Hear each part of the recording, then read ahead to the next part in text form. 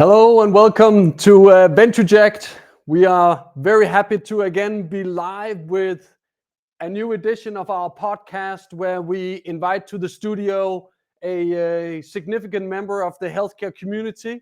We are very, very happy today to have from the US, Dr. Desmond Ebanks joining us. I will just couple him in here. So thank you, Dr. Ebanks. So good to meet you. Morning, Peter. Good to see you. Really happy to have you join us and to share your many perspectives from all of your experience with longevity and healthy aging. I mean, it is luckily so that people are growing older and older. We see in many countries that the expected age is rising, and that also opens up for this whole conversation about health span as part of lifespan. And I'm really looking forward to diving into some of these terms today and also tapping into your insights on what can our viewers do in order to achieve some of this. But firstly, there might be a few of our viewers who don't know you. So if you'll just briefly introduce yourself. Absolutely. Well, I'm Dr. Desmond Ebanks. I'm a board certified internist, and I've been a physician for more decades than I really care to talk about. And I've gotten into what is now called the longevity space almost 20 years ago, and that really came about with some frustration with what I was able to deliver to people.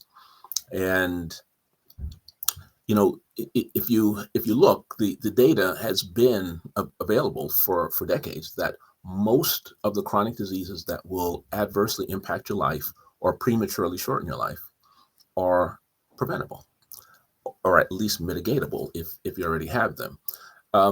But at least here in the US, I mean, the system is not really designed to keep you well. It's really designed to fix a problem after it has already occurred. And that's what really got me started on my journey to practice medicine differently, so that I can deliver better health and health span, for my patients.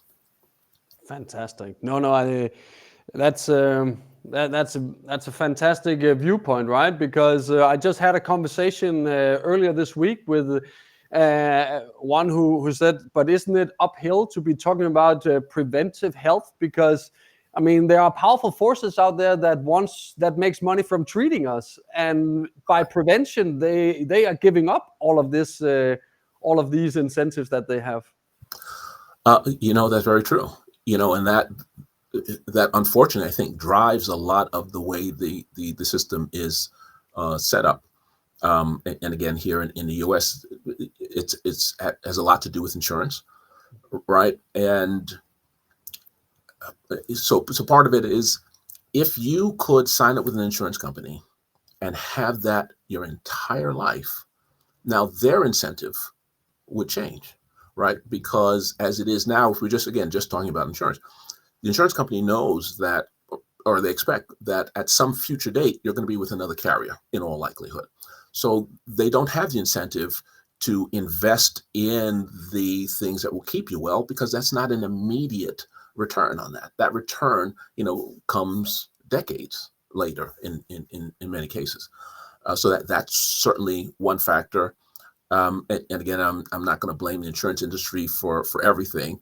But you do have big industries, whether it's insurance industry, you have here in the U.S., I mean, the big food industry, that creates foods that really don't promote, health and wellness, but they're very, very profitable. Yeah. So that is a problem. But it's not an insurmountable problem from a grassroots perspective. And that really is about having more people decide that they want something different and demand something different, and that will help push the change. I think that's very important topics and mental markers to have, that there are forces acting against what might be in our best interest, which is our health, right? Because it's also ironic that as long as we're in good health, we don't really appreciate it because it's there. You take it for granted, right? It's only when you no longer have it that you wish yourself, wow, back all those years I had when everything was well. Well, that's very, very accurate. And, that requires, a change in mindset. And there are a lot of analogous things in which a different mindset is applied. And probably one of the biggest one is money, right? Most people create some future vision of what their retirement, say, is going to, or what they want it to look like, right? And that vision then informs, well, how much money do I need to save in order to be able to do the things that I want to do? And once you have how much money, then you can look at how much money you make in the years, and now you can create an incremental plan so that when you arrive at that future date, you have the money that you anticipated, and hopefully then you can live the life that you want. Yeah.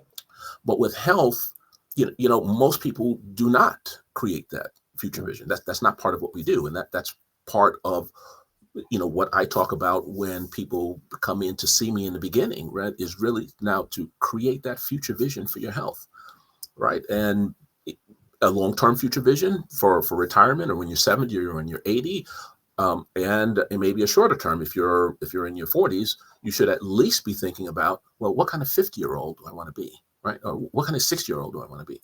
And then you can start to look at, okay, well, where am I now? And then what do I have to do in these intervening years so that I arrive at that future date in the physical condition that I anticipated? And of course, there's no guarantees because, stuff happens. But if you don't do that and you just go along and hope, again, back to the money analogy, if you don't create that future vision for your retirement and your money, and you just go along hoping that when you retire, there'll be money to do what you want to do, you're probably going to be disappointed. Yeah, that also leans against that old saying, right? That people give up their health to make a lot of money, and then once they've achieved that, they spend all the money to gain back the health that they've lost, right? So correct. It seems finite almost. Correct. Well, that brings up a whole nother, another idea of, well, how much money do you really need, right? Because yes, look, I mean, you have to pay dues in one way or another, right?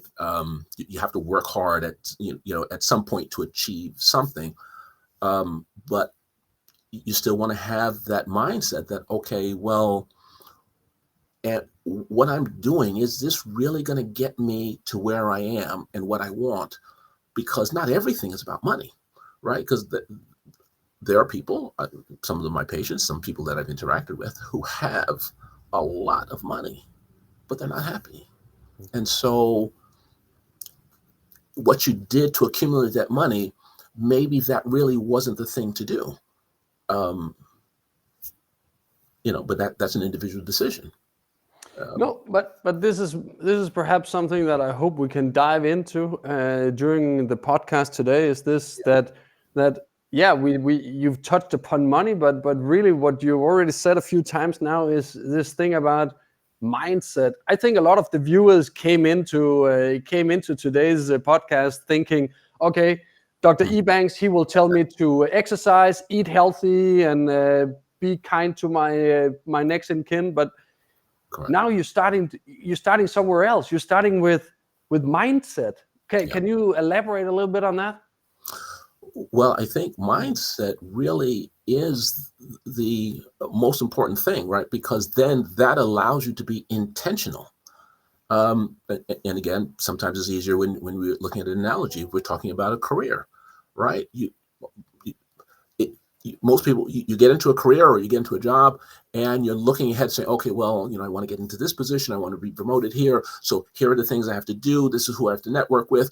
And, you seek guidance, again, with the hope that, you're building a body of work that will then be rewarded, in your career. You want to be as intentional with your life, right? And really actively thinking about, okay, well, if I want to be a billionaire, right, well, what do I have to do? And then really look at that and say, is that worth acquiring $1 billion?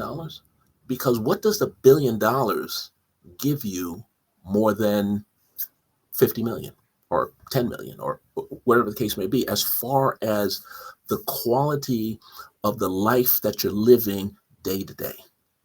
Right. Yeah, I love the example from with Warren Buffett. He's of course very famous for living in a very modest life, Yes. despite his big wealth, right? Correct. And then one of the examples that often come from him is that so he drinks Coca-Cola like you and I. He also goes to McDonald's like normal people do. The major difference is that he flies on a private jet and we fly on commercial planes. Yes. But we only spend 0.001% of our time in a plane seat. So how important is that really, right? It's of course important. It feels important in the moment when you're in the seat, but Yes. for all the time when you're not in an aircraft, it doesn't really matter, right? No, it doesn't. But again, that's part of that intentionality, right? And you don't have to be a billionaire necessarily to ride in a private jet. Obviously you have to have some wealth, or you have to have friends with wealth, right? But it's deciding, how important is that private jet flight? What is it that I have to do and sacrifice otherwise in order to make that flight? Yeah. Yeah. And again, that's that intentionality, and that should drive, most areas of your life. Well, perhaps you can shed some light on this based on all the many conversations you have with your clients and your patients, right? Because I read an article not too long ago that the health you will have in your 60s starts today. And that doesn't really matter if you're 40 or 50 or 30 today, right? But your future health is decided by the choices you make today. And that also leans very heavily on intentionality that you mentioned. Yes. How do you push or inspire your clients to then not think about today, because today I might want to have cake, right? But my 10-year-old me don't want me to eat cake today. Well, again, it's getting to know the individual, because everyone's going to have different priorities, and it's not my job to dictate to someone what they should do. It's understanding, where that person is and where they want to be, and then providing context around some of those decisions. And some people will choose to do things that are not, ideal, for them. But then in the context of the life, to say, okay, well, nobody lives a perfect life, eats a perfect diet, does everything perfectly every day, throughout their life. Nobody does that. And you don't want to live a life where you feel deprived, right? So that, again, that's part of that intentionality. Is part of that. Okay, if you just take nutrition, if you eat a terrible diet and there are healthier choices, you have to want to eat healthier rather than someone just saying you must eat this and you feel deprived, right? So and if you're doing the quote unquote right thing 70% of the time, 75% of the time, that's probably sufficient. But then you have to track that, right? If you're doing something that's not ideal, whatever percent of time, and then you're tracking some biomarker or some other measure of health and function, and you see that it's deteriorating, then you have another choice. Say, okay, well, if you're only eating healthy 50% of the time, well, maybe it needs to be 70% if you don't want that physical deterioration, and understand that physical deterioration will lead to lack of independence as you get older, and maybe living the last years or decade of your life with a diaper on, drooling on yourself in a bed. So is whatever you're having now, is that going to be worth that future position? Yeah, and I think I was just tapping my watch, right? Because there's so many devices, wearables today Right, that right, can help us at least, gain that. We can always discuss accuracy at another time, right? But at least yes, it gives us some sort of indications, like am I trending in the right direction or am I trending in the wrong direction? correct. And that's also individual, right? And again, that's part of knowing yourself, right? If having the watch or the ring or the whoop strap or whatever it is creates anxiety, then you probably shouldn't be monitoring that, right, on a daily basis. Um, and as you said, it should just be a guide. It should not then take over and dictate how you run your life.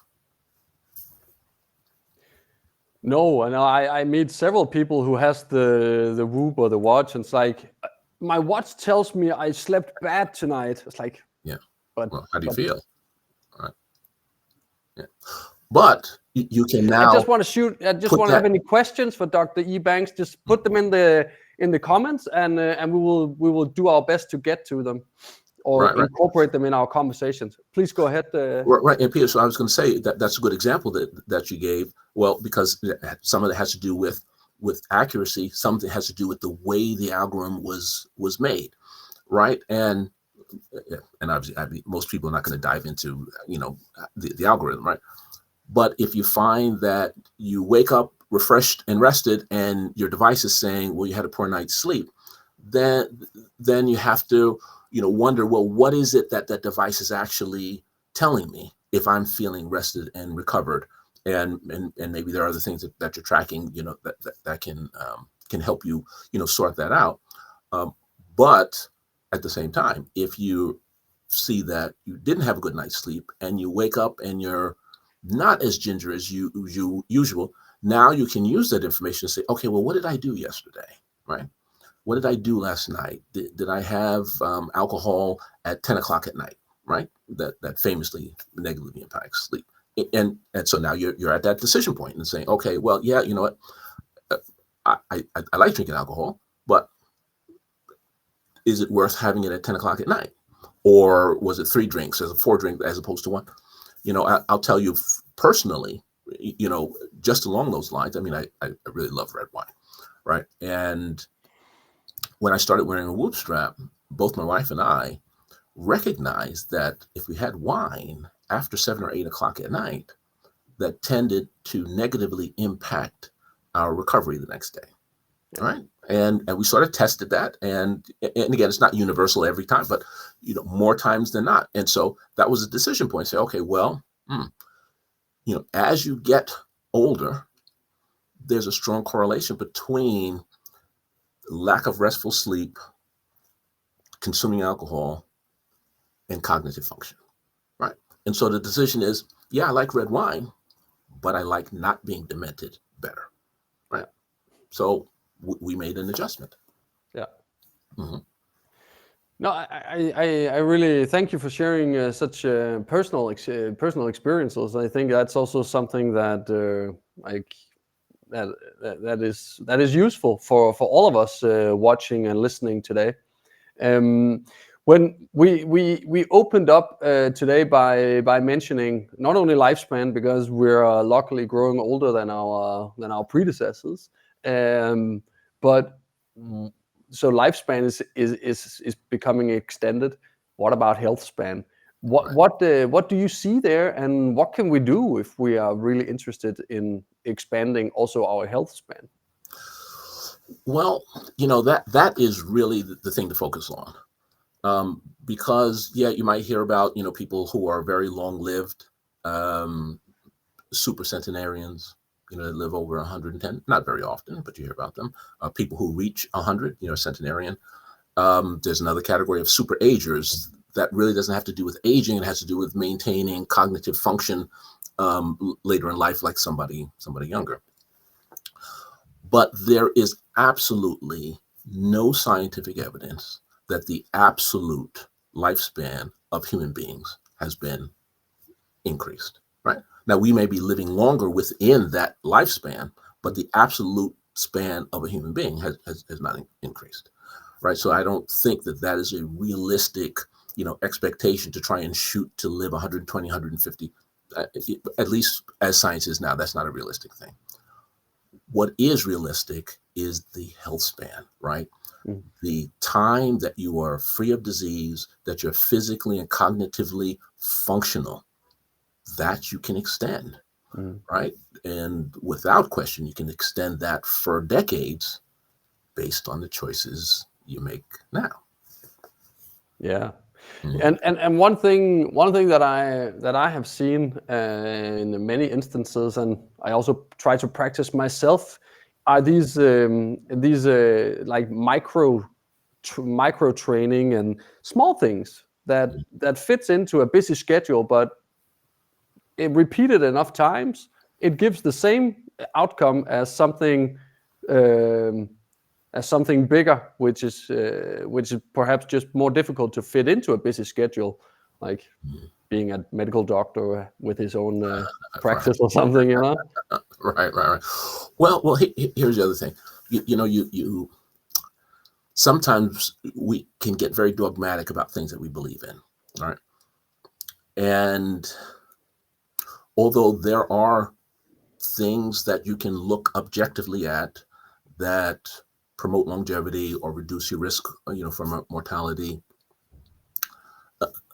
there are places, if you in the world, right, where you go where it's very long-lived populations of people, they're not doing zone 2 trainings, right? Yeah. They're not going to the gym and powerlifting. They're not. They're incorporating movement and activity into their daily life, and they remain functional longer in their life. Yeah. So yes, exercise is very, very important. Absolutely, exercise is very, very important. Um, Maintaining aerobic capacity, maintaining your VO2, absolutely is very, very important. But does that mean you have to run marathons? No. Does it mean that, again, that you have to do X number of zone 2 train? No, not necessarily. Again, within the context of your life, what you can fit in, it's more important. It is at least as important to be intentional about being physically active throughout your day, particularly if your job is primarily sedentary. And maybe in that way, yes, you have to go to a gym and get some workouts in. But again, you don't. At what cost? So there was someone who came in about a week ago, and they were complaining, about their sleep Mm. because they had a very demanding job. And in order to get in the workout that they felt that they needed to do, they'd wake up at 4 o'clock in the morning and go to the gym at 5 o'clock, get the workout in so they could come home, change, and get to the office because they work all day until about midnight. And so, there's a lot to unpack there. And so you have to say, okay, well, what is there a way to get that life structured a little differently, because there are going to be negative impacts to not getting adequate sleep. That exercise you're getting in is probably not going to counterbalance, right? Yeah. But sleep is something that is neglected, generally in our society, and it's very important. A lot of people will say, "Yes, I know it's very important," but then they don't make it a priority to get the sleep, right? And on a very high level, there are things that need to go on that only go on in the deepest part of restful sleep, right? That is cellular maintenance. Yeah. And so when you're not getting an adequate amount of that, doesn't mean that you're not going to be able to function the next day, again, depending on your age and how long you've been doing it.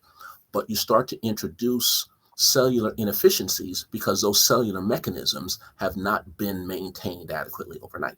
And over time, those cellular inefficiencies can interfere with mitochondrial function, can interfere with the function of the cell, and then of the organ that cell is in, and then the person that organ is in, right?